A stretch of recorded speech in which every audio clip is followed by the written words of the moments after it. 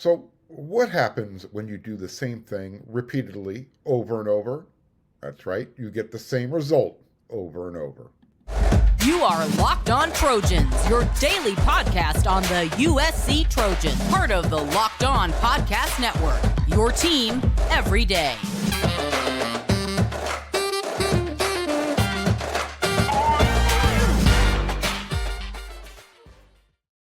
Fight on, everyone. I'm your host, Mark Hulkin, and thank you for making Locked On USC your first listen every day. Whether you're watching on YouTube or wherever you like to download your podcast, we are free. I appreciate your support. You want to become a free subscriber? It's easy. If you're watching on YouTube, hit that red subscribe button. Hit that thumbs up. Both mean a whole heck of a lot to the show. And because Locked On USC comes at you 5 times a week, don't forget to hit that bell notification button, and you won't miss an episode. They say, you've heard this before, the definition of insanity is doing the same thing over and over and expecting a different result. Look, even the simplest games produce the same result. Play tic-tac-toe with someone who can breathe, who can fog up a mirror, and you'll end up in a tie each time. Alex Einstein Grinch, USC's defensive coordinator, and I say that with affection. He likes to do things the same way repeatedly because he believes in his defensive philosophy. So let's review. What is USC's defensive philosophy? Let's answer questions here.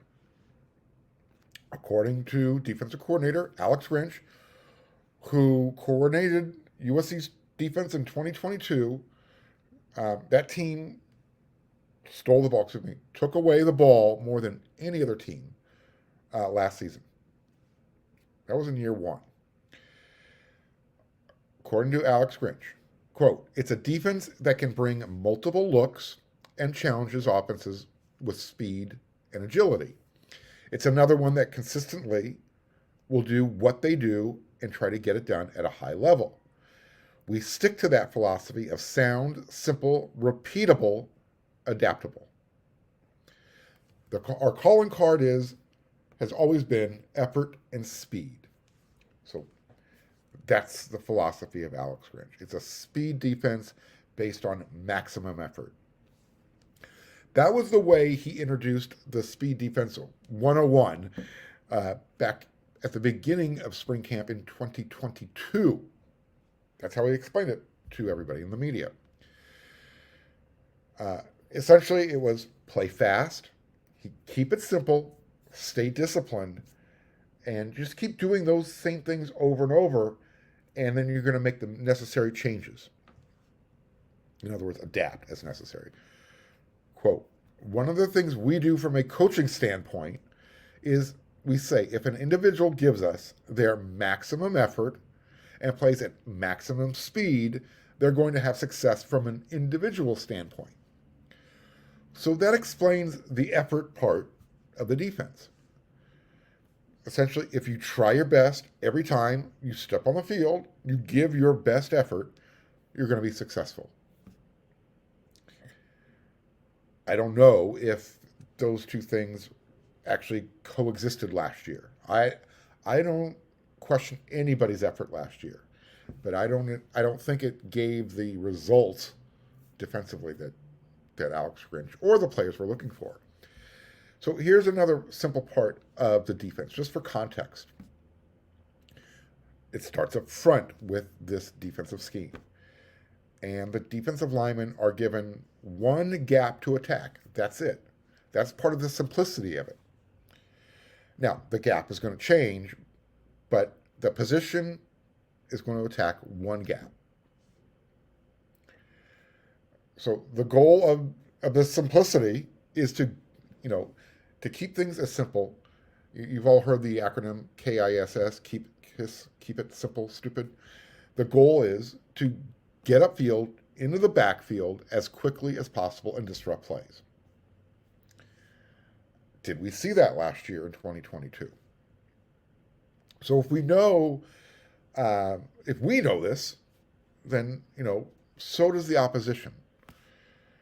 So I guess the question is, were the players not up to the simple challenge in 2022? Or were more adjustments needed? Quote, we expect to have production in our front, and so that's where we start. How can we get our guys to get in the backfield and have production? And then when we've gotten it right, once again, we've had a lot of success. I think it's a little bit more nuanced than just that typical coach speak. It was almost rhetorical. If we keep adjusting, we're just going to keep doing what we do, and we'll keep adjusting until we've gotten it right. Do you interpret that last quote differently than I do? Remember, this is how it was introduced in 2022. We're not too far out from spring 2023. Again, this is a refresher, so we know what we're looking for. In 2022, when Alex Grinch installed the defense, that was his third time where he has installed his defense. He did it at Oklahoma. He did it at Ohio State, and he did it at Oklahoma once he left Washington State.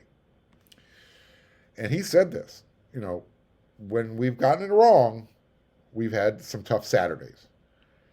So a year later, when we reflect back on that comment alone, even with his past experiences to reflect back on, in 2022, at the end of the season, we saw some tough Saturdays.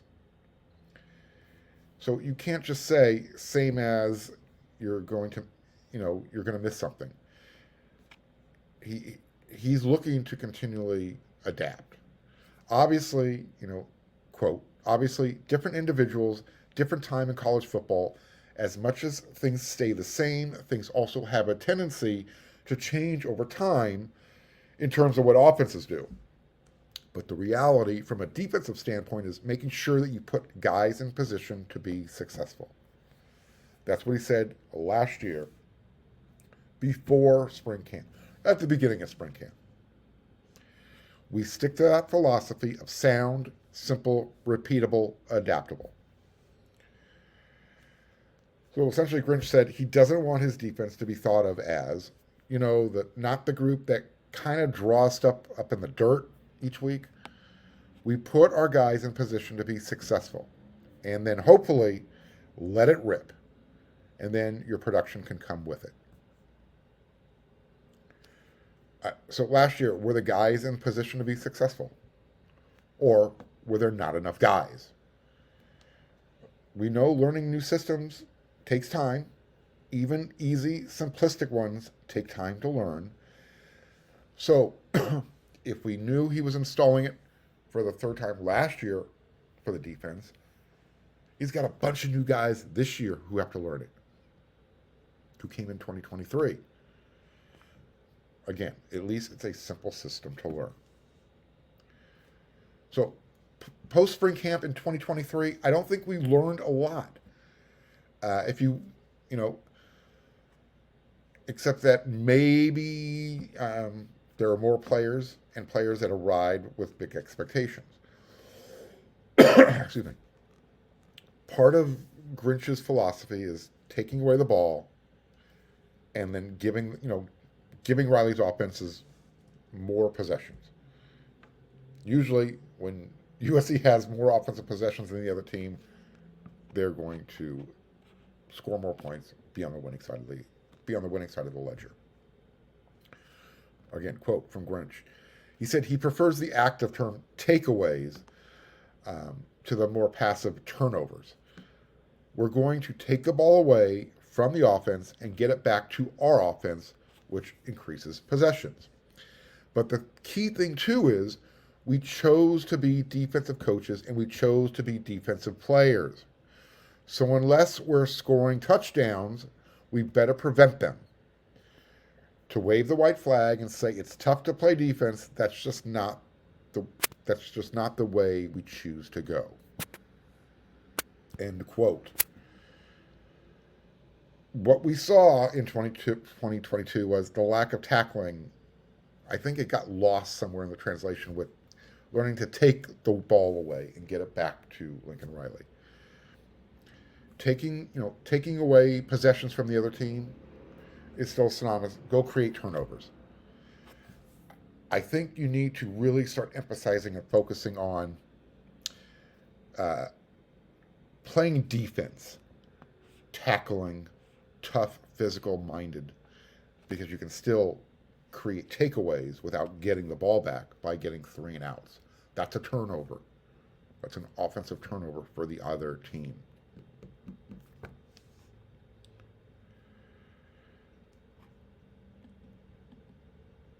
Hey, yesterday I told you that Locked On USC has a brand new advertiser, Bird Dogs.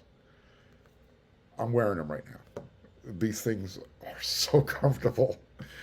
Bird Dog shorts. I keep saying it. What happened to me, the reason why I'm wearing these shorts today, real quick anecdote. I went into my underwear drawer, nothing clean.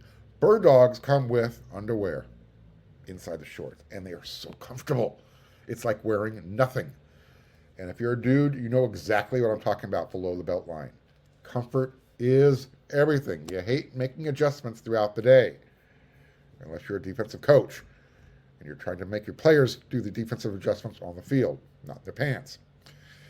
They have really stretchy fabric that makes my already, I'll say it again, I got good looking legs. They look amazing when I wear these shorts. And what's really cool about wearing these shorts is they're fashionable. They're versatile.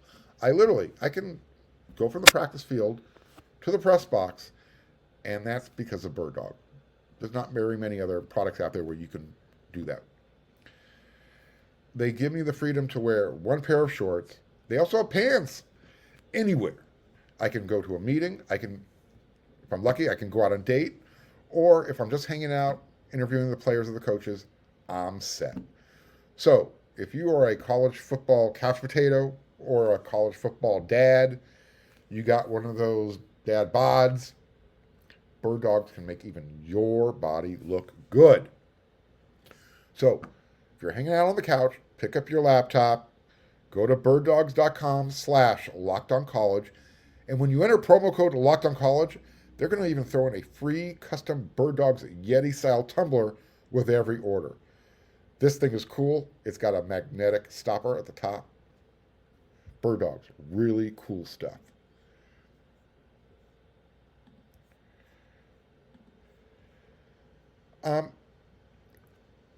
Talked about the defense in the first segment. We're going to stay on that tangent here in the second segment.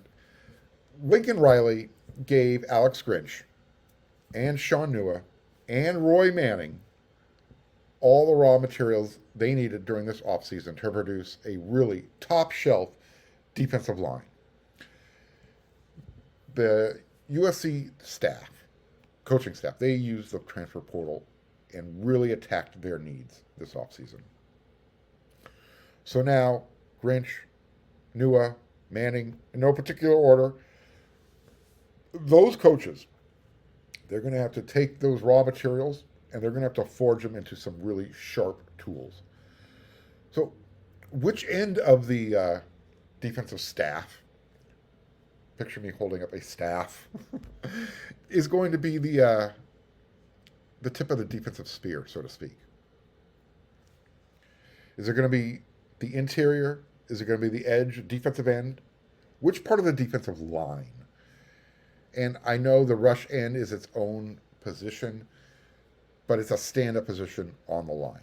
So it's kind of a hybrid. We're going to kind of all hodgepodge this together. Here was the post-spring depth chart coming out of the spring camp this year. At defensive end, Solomon Tuliaupupu, Corey Foreman, Devin Tompkins, and Sinjin Astani. At nose tackle, you have Keon Bars, Stanley Taufo, Jamar Sakona, Kobe Pepe. And then at defensive tackle, you have Jack Sullivan, Tyrone Taleni, Dejon Benton, Colin Mobley. Now remember, that was right after spring camp ended. If you're not aware, I'll make sure you're aware of it now. Colin Mobley is no longer on the roster, and he won't be playing football at USC this year. Whether or not he is back in the transfer portal or has given up football, I don't know the precisely. Just know he won't be playing football at USC in 2023. So while Colin Mobley is no longer on the roster, Bear Alexander is. He wasn't there during the spring. He joined the roster when the second transfer window opened up, end of April. Now, if you went to the spring game or you had access to the Pac-12 channel, then you saw 3 of the 4 guys that were brought in so far during this offseason. Bear Alexander being the 4th. So you were able to watch Keon Bars, Jack Sullivan, and Anthony Lucas perform during the spring game. Now, whether or not the spring camp defensive game plan was vanilla, as it's been reported, they didn't want to show too much. Whatever we got to see, there was really not a whole lot to write home about. I guess unless your name was Sam Green, who has, he came into USC, he was recruited as a defensive lineman. He flashed at the rush edge position. And I'll talk about that group here momentarily. But again, he came to USC as a defensive lineman. But during the spring game, he was flying around. I think I used this comparison once before when we were talking about the defense. He kind of reminds you of, remember former NFL All-Pro Dwight Freeney? Played for the Indianapolis Colts. He kind of reminds you of that. We also saw Solo Tuliaupupu emerge. Those were 2 of the brighter spots during the spring game. So I guess really the unknown is whether or not Anthony Lucas is going to stay at the rush end, because that's where he played primarily. I think pretty much every snap that he played during the spring game. But we also know that Anthony Lucas is versatile enough to be moved all around and probably be used like Tuipulotu was used in 2022. There's just still a lot of unknown with the defensive line group. What we do know is that there's going to be a lot more depth. So just think of it this way. Last year and in the spring this year, Solomon Tuliaupupu, Tyrone Taleni, Dejon Benton, and Stanley Taofo, they've all shown that they're capable of starting for USC. And I lost my spot. I just wanted to make sure I didn't miss anybody's name that I spoke of earlier. I apologize for the brain lapse there. Whether or not Anthony Lucas stays at rush end, which he played during the spring game, or whether they use his versatility and move him all over the defensive line, we'll find out in fall. As I mentioned, there's a lot more depth. And so those names I just talked about, Solo and Tyrone Taleni and Dejon Benton and Stanley, if those aren't the starters, even though they're capable of starting, if they're coming off the bench, now USC has a strong 2 deep because they brought in Bear Alexander, Jack Sullivan, Keon Bars, Anthony Lucas. You didn't have that type of depth in 2022. Here's your rush end group. You have Anthony Lucas, Jamil Muhammad, Romello Height, Solomon Byrd, Sam Green. That's the end of spring camp. That's the depth chart. We'll see how long the freshman stays at that bottom of that depth chart. Because again, he looked, of those names I just mentioned, Lucas, Muhammad, Height, Byrd, Green was the best in the spring game. And you got a couple of guys showing up probably within the next few weeks, they'll be preparing with the team for PRPs. Braylon Shelby out of Texas and DJ David Peavy out of San Diego. High ceiling guys. Lucas, like I said, Lucas is going to play somewhere on the line during the games. So whether it's standing up at the end or putting his hand in the dirt somewhere inside, he's going to be on the field a lot. Uh, as far as that's at rush ed, can Romello Height, can he stay healthy? The same with Solomon Byrd. We saw a little bit of him last year, and then he would disappear for a few games, and then we'd see him again, and he'd disappear. Whether or not it was trying to adjust to playing different roles, I don't know. I know he did have some nagging injuries. Jamil Muhammad played at Georgia State, and now coming to USC, let's just, he's stepping into the deep end of the talent pool. The Pac-12 might not be the SEC or the Big Ten, but it's definitely it's a step up from Georgia State, Georgia Southern. You know where I'm going with this. So I asked which end of the defensive staff, if I'm holding a staff in my hand, would be the tip of the spear. Look, we look forward to seeing Anthony Lucas produce during the spring game, but we saw that, he had a pretty vanilla type of game. Maybe it was just an off day. Again, it's just one of 15 practices.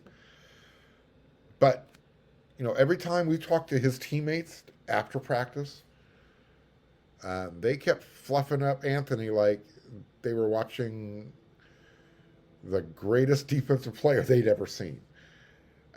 I think everybody's anticipating seeing why he was so highly recruited when he ended up going to Texas A&M out of high school. We didn't get to see much of him during the spring game, and if he's doing all this at practice when the media's not watching, we're all going to be looking forward to it in the fall. Just like we're going to have to wait until fall camp and the first game against San Jose State to see if Bear Alexander, if his presence on the defensive line is going to make everyone else around him better. So again, whether the sharp end of the spear is playing inside or a defensive tackle or defensive end, rush end, it just feels like Grinch and his side of the ball have more tools in the toolbox.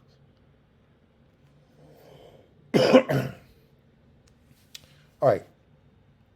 We know that Lincoln Riley needs to make USC a more complete team. I'm not taking a shot at Lincoln Riley. I'm not trying to beat a dead horse. I know it sounds like it.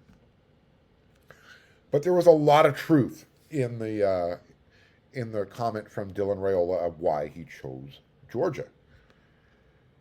He sees Georgia as a more complete team, their roster. And he's absolutely correct. Until USC proves it, defensively, they are not at Georgia's level yet. And that's okay to admit. They're almost there. They're getting there. They're trying to get there. So, let's have some fun. If you could create a perfect AI player, in other words, if you can create your own Lendak, okay, people are like, who, what, what's Lendak? That's a really long-standing urban myth in the USC recruiting circles. If you've been around the USC message boards for the last 15, 20 years, you know what I mean when I say Lendak.